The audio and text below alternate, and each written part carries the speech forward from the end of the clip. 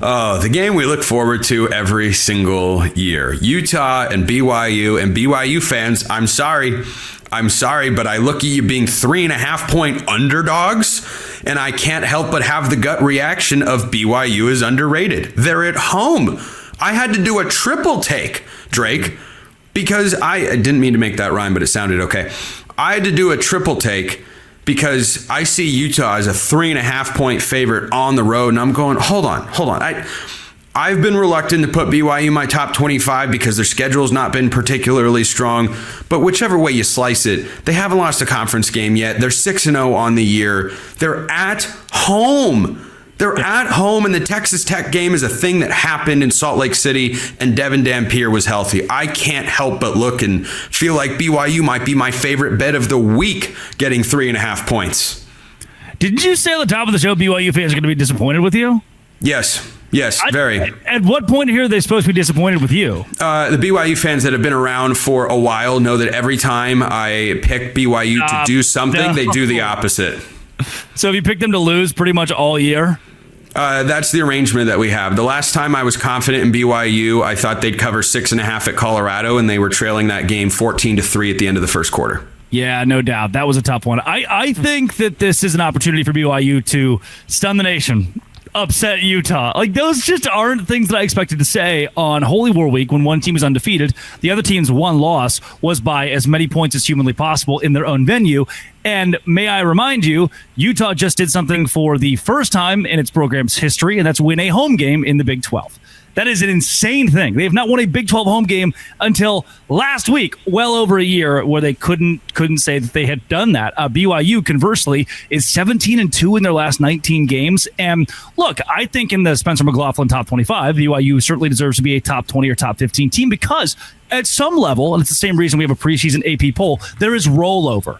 When you were 10-2 last year, 11-2 overall after the bowl game, you deserve to be in the top 25 in the preseason and climb week by week because you were 11-2. And yeah, you lost your quarterback who was 11th in the Big 12 in QBR. And the quarterback you have this year, is he elite, Spencer? No. Is he a Heisman Trophy winner? No. Is he the 17th time Big 12 freshman of the week?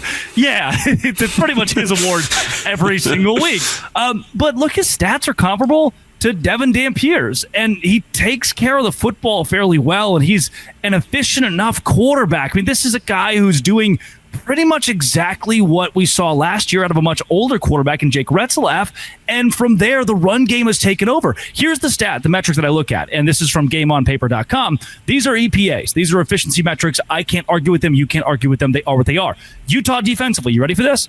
86th in the country against the run, efficiency-wise. 86. Their run defense is not great. It's why Texas Tech gashed them with starter or backup quarterback. By the way, Will Hammond, he looked normal, if not bad, against Kansas this week. Utah, he looked really good. Still a question mark there. But Utah's run defense is one of the reasons Texas Tech was able to open the pass game because the run defense isn't there. Well, luckily BYU is bad at running the foot. No, they're not. 17th in the country running the ball. That's where BYU makes its bet. Now, Utah's pass defense, their secondary is great. They're bad against the run, and BYU just wants to run the ball. That's where I'm very confused as Utah being a favorite. I think if BYU was a 3-point favorite, that would make a lot more sense.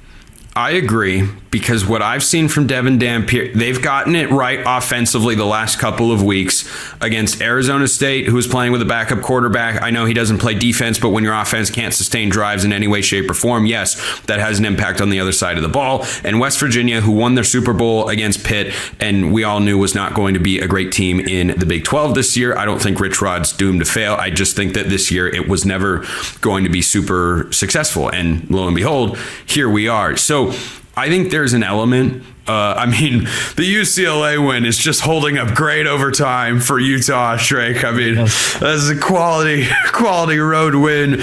Utah is a good team. I fully believe that. I just think Texas Tech is a great team that beat them on their home field. I just can't get behind, Utah beats Jeff Sims in West Virginia in back-to-back weeks, and suddenly they're fixed. And I should look at Utah as the team that, is going to go into LaVell Edwards Stadium. I really cannot believe that they are a road favorite in this spot. because there's the other thing we've talked about with BYU and why I thought, maybe they wouldn't be as good without Retzloff, because I like what he did last year. I think Bear Bachmeier, as you said, he's been fine. But he's doing fine. For a freshman, he is doing. Let's compare it to Isaac Wilson last year. For a freshman, yeah. He's leaps and bounds over where he should be from a confidence standpoint, at least. Yeah, I think he's clearly doing enough to play winning football, and there is value to that when you are a young player in your career. And we can save it for an offseason segment to talk about what his long-term outlook is as BYU's quarterback. But the reason that BYU, I felt, still had a certain floor of production even without Retzloff this year was the defense.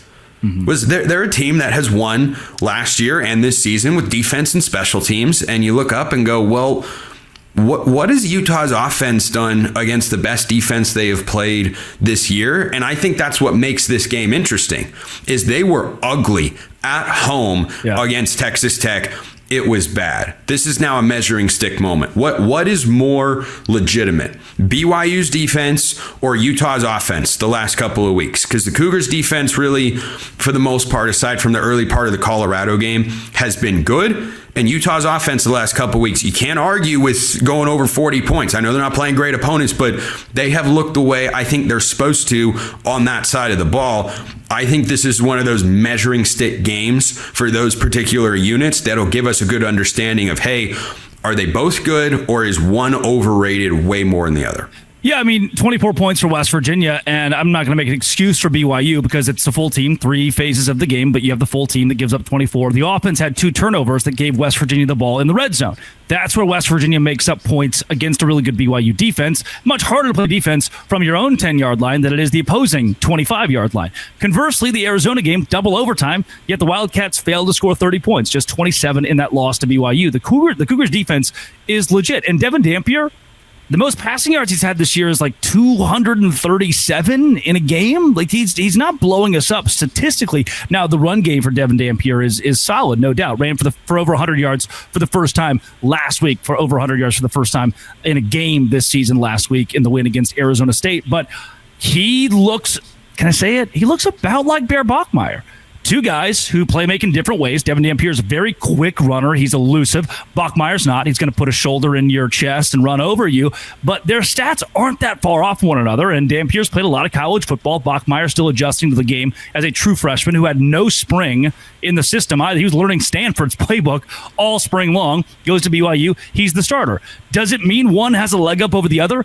I haven't seen that. I see 2 pretty evenly matched quarterbacks, and the biggest gap I'm finding efficiency-wise in this game, or from a numbers standpoint in this game, is that BYU is 70 places better running the football than Utah is defending the run, and therefore I believe BYU at home can control the clock and win this game in a stupid, ugly, gross 23-16 way that you go, you know what?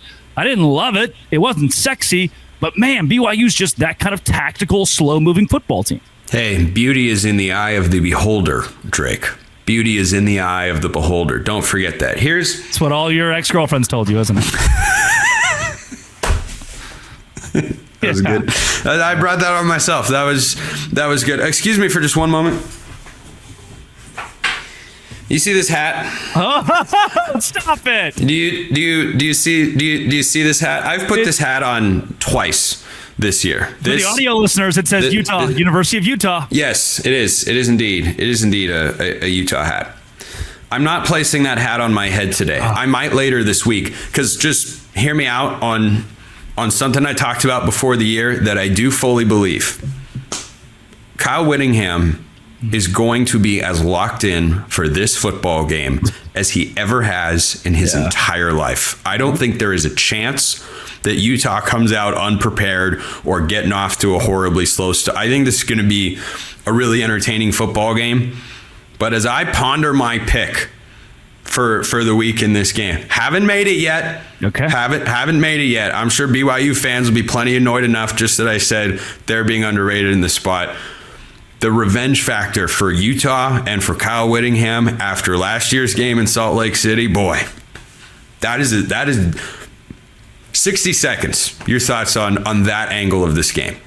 Kyle Whittingham, the BYU linebacker. Kyle Whittingham, is that who you're referencing? Yeah, that's the guy. That's the guy. That's exactly why I think as of today, 10-0 is the score at the end of maybe the first quarter, middle of the second quarter. Utah's ahead. Utah's going to get a quick lead in this game. I think their opening drive, their script is going to be top notch, as good as you've seen it under Kyle Whittingham. However, from there, things become BYU's game as they wear down Utah the same way Texas Tech was able to do. 23-16 is where I sit right now. BYU early lead, no doubt. But BYU finds a way. Utah early lead, no doubt. BYU finds a way to win it by 7 points. I'm going to think about this. I'm 1-1 putting this hat on this year. 1-1 over Texas Tech. Gross. Yeah, I went against my Red Raiders. I don't think I'm ever going to do that again. I might just pick Texas Tech to win the national championship at this point. Against Indiana. Against Indiana, yes. Texas Tech, Indiana. A national championship that will feed families all over this great country. Drake Toll, Locked On Big 12. We're pivoting to two teams that are going to get tested. Yeah, see, Drake's out of the shot now because he's not going to be here to talk about LSU and Georgia Tech. Big tests this weekend. Georgia Tech, look out, man.